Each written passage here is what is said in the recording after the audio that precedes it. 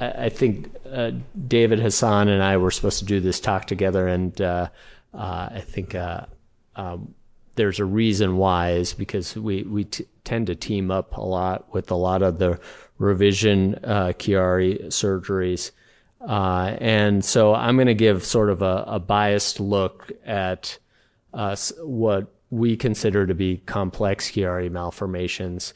And my viewpoint is from a spine surgeon looking at how certain management styles have sometimes failed Chiari patients, and so in many respects, it just shows a different perspective of why a spine surgeon might be beneficial in helping Chiari patients, certainly Syringomyelia patients too.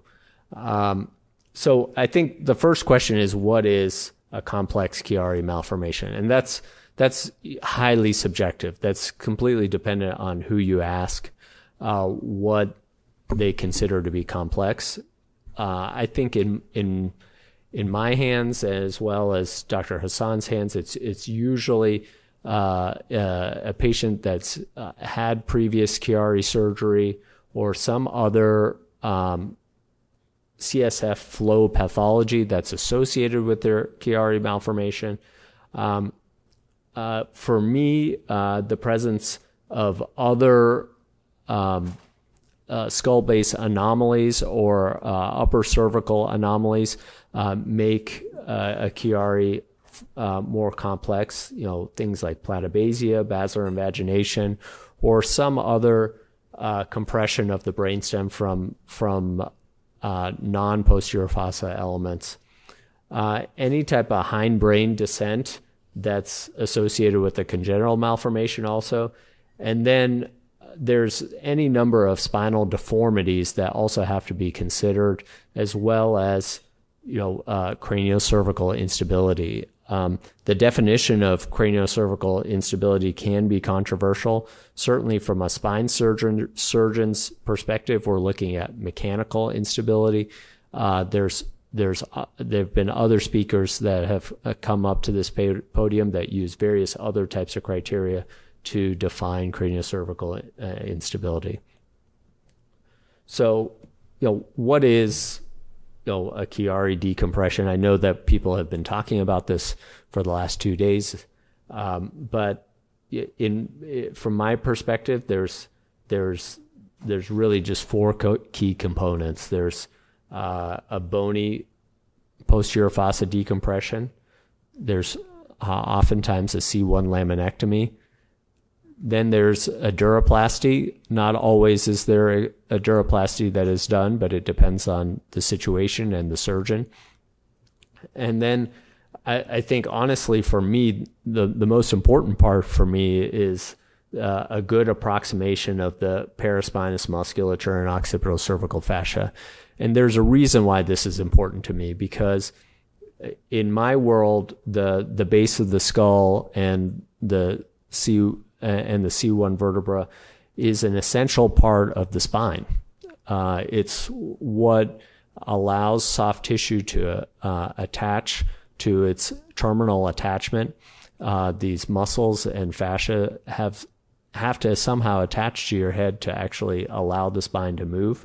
And so good approximation of those tissues is really important for postoperative health. So why does spinal alignment matter? So that, I would just ignore all the angles and numbers that we have up here, because there are truly an infinite number of measurements that we use to try to determine what is optimal alignment of the cervical spine as well as the skull base in relation to your pelvis and how you walk. But I think the basics are that spinal alignment requires the proper mobility of cervical joints and muscles and ligaments to allow you to balance your head on your spine. If you have a loss of any of that motion, you become too stiff, and you can have increased joint degeneration and increase load on certain spinal elements. If it's too lax, you can lose upright posture. You can develop subluxations or dislocations of certain joints of the spine or the skull base. Or you can develop reactive changes like what we see a lot of is just degenerative bone spurs, but also synovial hypertrophy. It's really common in my world for craniocervical junction laxity to result in retroodontoid masses made of synovium that compress the brainstem. So, believe it or not, I'm going to go back a slide, but there are literally, at least 10 major muscle attachments to just the back of the head, as well as multiple fascial attachments. And so when we're doing these studies looking at the contribution of all of these attachments to the back of the head, really, we've really just only scratched the surface on the research. We're just looking at, some of the superficial muscles. We're able to do certain types of studies looking at activation of those muscles with certain motion, but we really haven't looked at that particular class of muscles and ligaments that are important for just balancing your head. So here's the challenge. It's for Chiari surgeons to foresee the future of how a patient's going to do. And that's really difficult. Everyone says that they have the secret of how they're going to do this Chiari operation to minimize complications. And yet a number of patients will come back for future surgery or have complications that result in disability.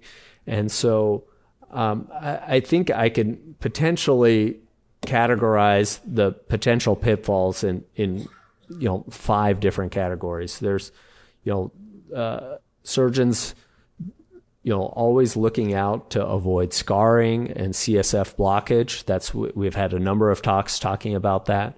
Avoid CSF, complications from CSF egress from the surgical site. That's the pseudomeningoceles or the wound issues.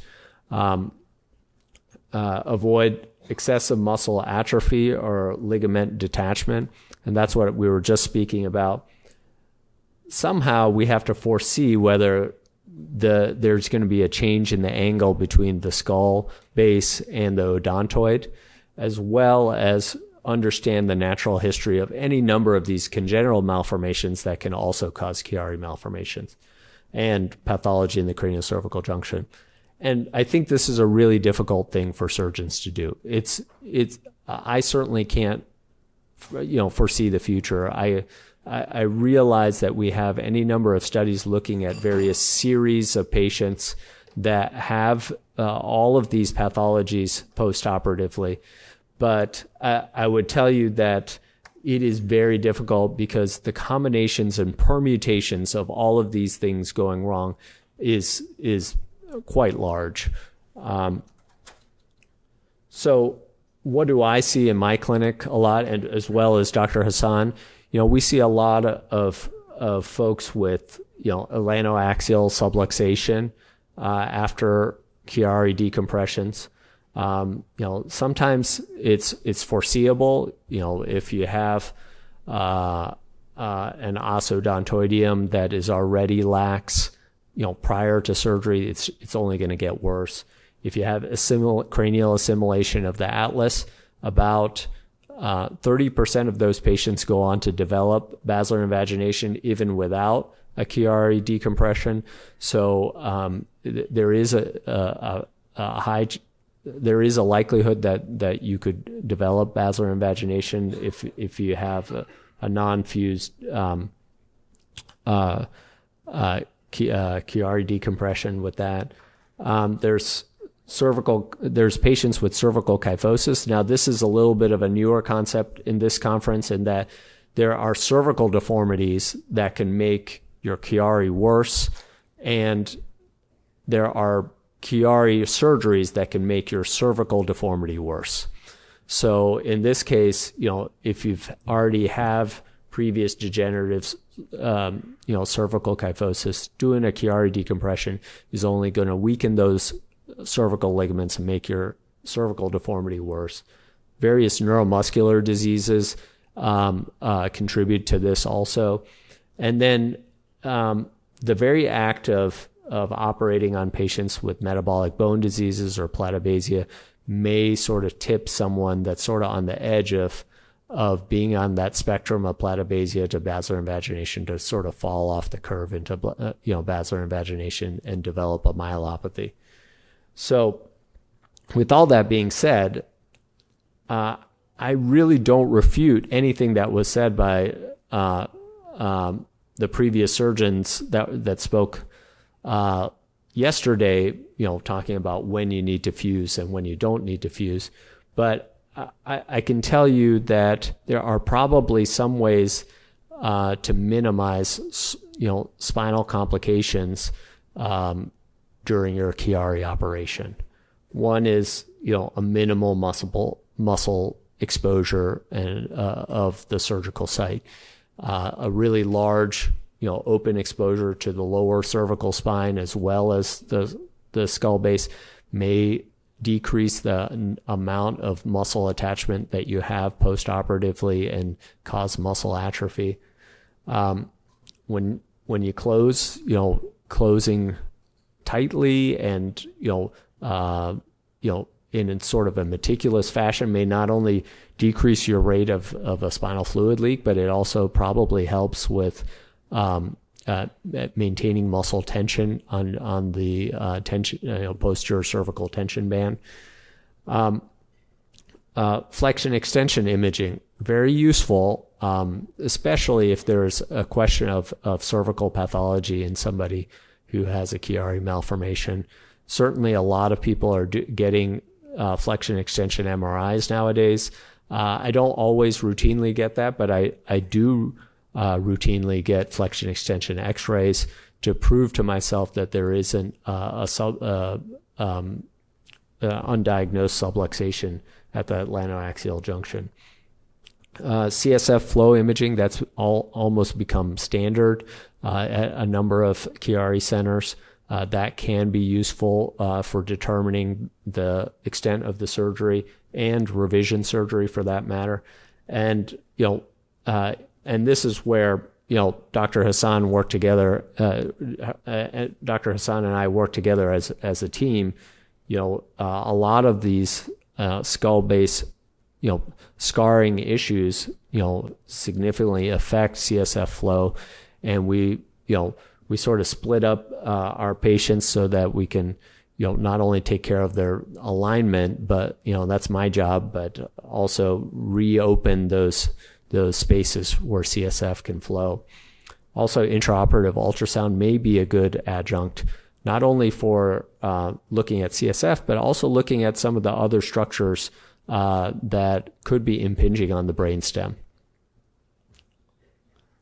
So this is a key question, and this is a question that had been addressed earlier yesterday, but when is occipital-cervical fusion needed? And I don't want you guys to really think that, I'm a purist on any of these principles, because I'm constantly making exceptions to the rules here. But I think if there's objective cervical instability with neurological deficits, I think there's a very good argument to offer some sort of fusion operation.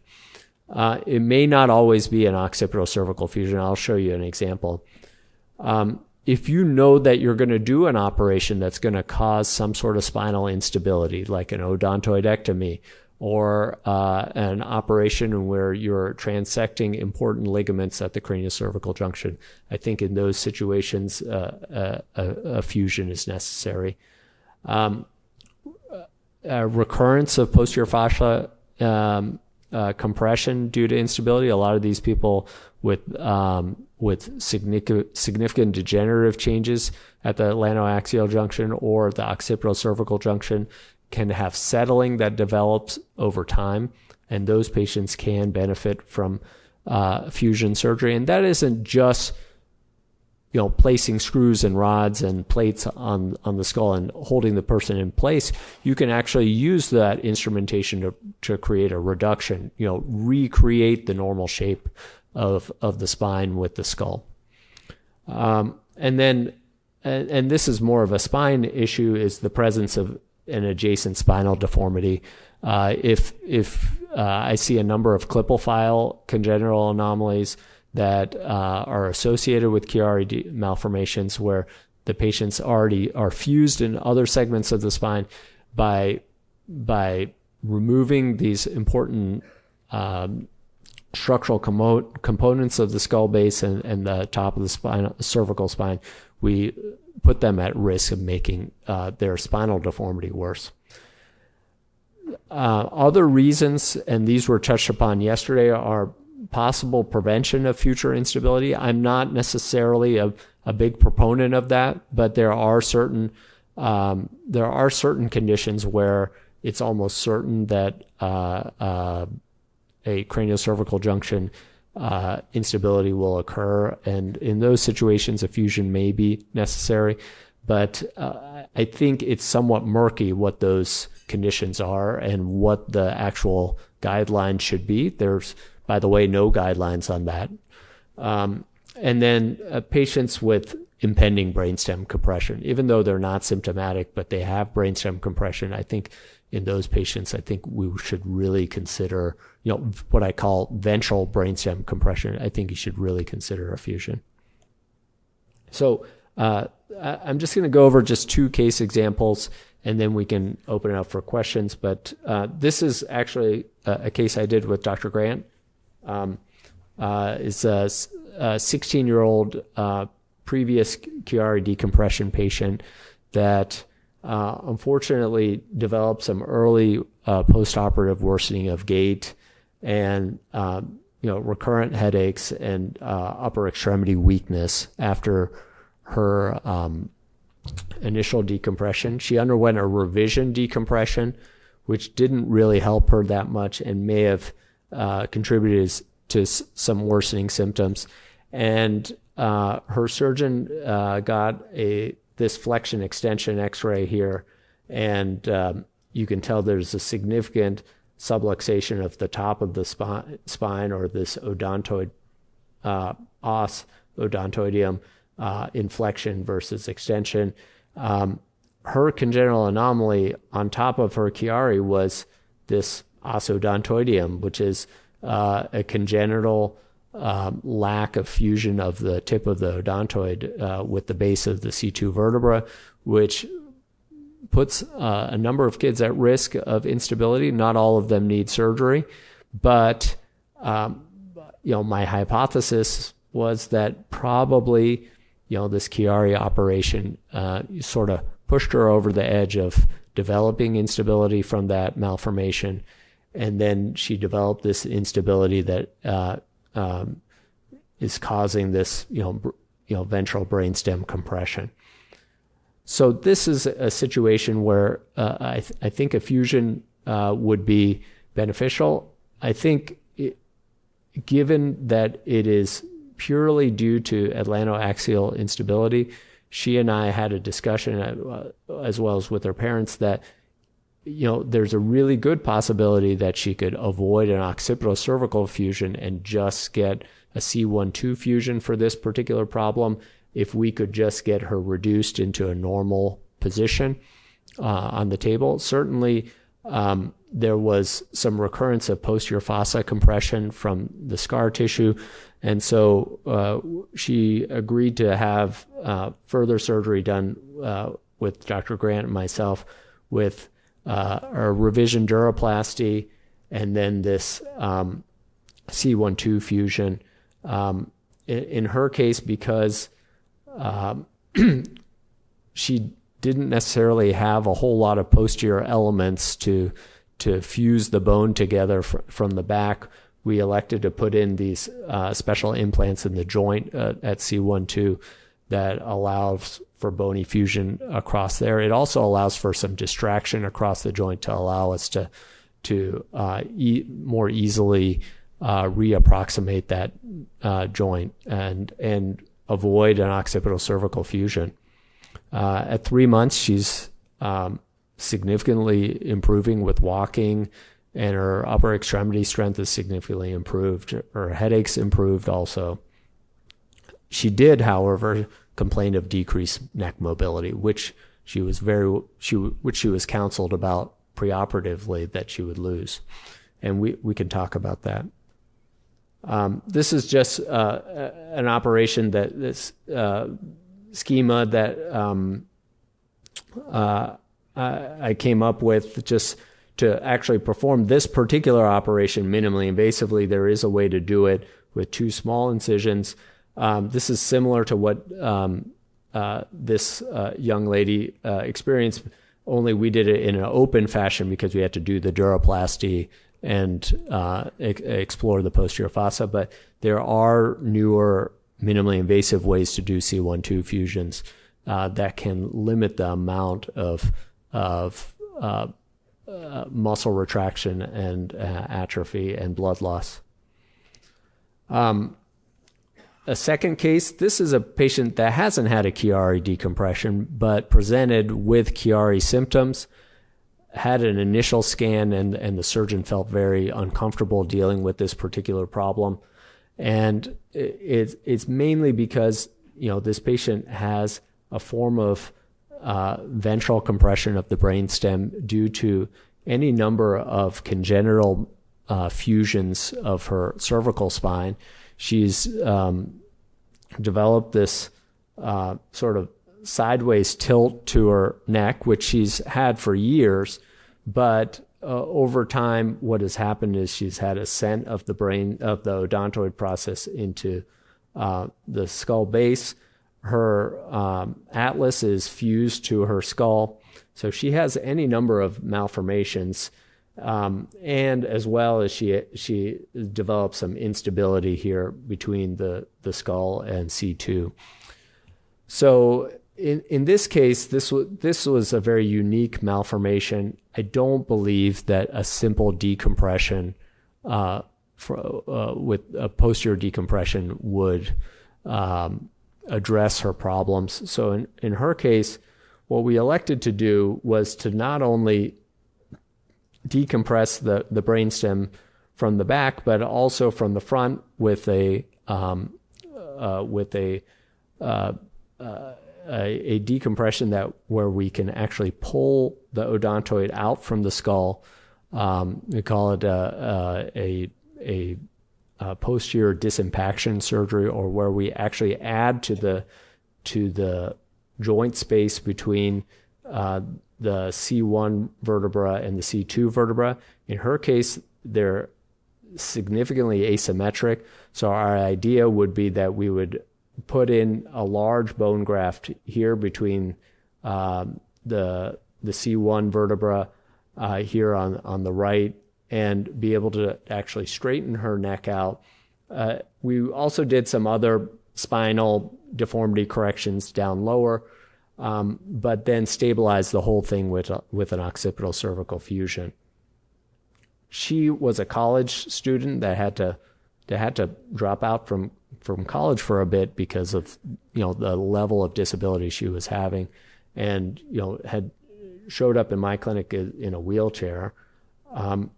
So obviously the x-rays don't look perfect, but they look a lot better. Her head's now sort of balanced in the center of her spine. We were able to pull the odontoid down a bit, and this is all due to a nice 7mm graft here on the right side. And with stabilization and a posterior fossa decompression, she had resolution of her headaches, and is now able to ambulate independently at 6 months. Certainly, none of these patients leave these operations unscathed. There's trade-offs, and they're really significant. The worst of it is loss of craniocervical motion. For my C1-2 fusion patients, I tell them they're going to lose at least half of their rotation of their head. If they don't have much rotation to begin with, they're probably not going to gain anything after the surgery. Also, anytime we're dealing with instrumentation, these screws and rods and plates and whatnot, there's an increased risk of infection. It's a significant jump over just a plain Chiari decompression. Increased risk of CSF leakage, just mainly because there isn't that ability for the muscle to fall down in between the gaps of the instrumentation to seal off your duroplasty. There's hardware failures and complications dealing with hardware, loose screws, broken rods. In this case, this was a bad one that I took care of, where the skull, where the plate actually migrated into the skull, which is fairly dangerous. There's adjacent segment disease, which is an arthritic condition in the other parts of your spine that you haven't fused, that oftentimes require further spine surgery. And then a large number of my elderly patients do develop dysphagia. Even though we're not always doing surgery from the front of the spine, just fixating the spine really changes your ability to swallow, because you can't do that normal nod when you swallow, and that can really affect people. So I don't necessarily think that craniocervical junction fusion is the panacea. There's all sorts of terrible things that can happen, but for the right selected group of patients, it is oftentimes the right choice. I think what both David and I are doing are exploring future directions and research, looking at new ways of doing Chiari decompression so they don't have as many complications, like new incisions, endoscopic options, minimally invasive options. I showed you one for C1-2 fusion, but also there are ways to do it for occipital cervical fusion. And then on the patient outcome side, trying to predict outcomes from Chiari decompressions by not just surveying patients and their images, but also actually looking at the motion in their necks, and then being able to detect early myelopathic signs. And that this is a picture of this is a normal person in one of our labs, where we fixated their skull in an artificial manner, and see how that affects their overall ability to walk, and it significantly impairs even regular folks that get an artificial OC fusion do not have the same amount of balance. And so it's important that we study this to try to figure out what is actually normal after these types of surgeries and what is there to expect. With that, I'll take any questions.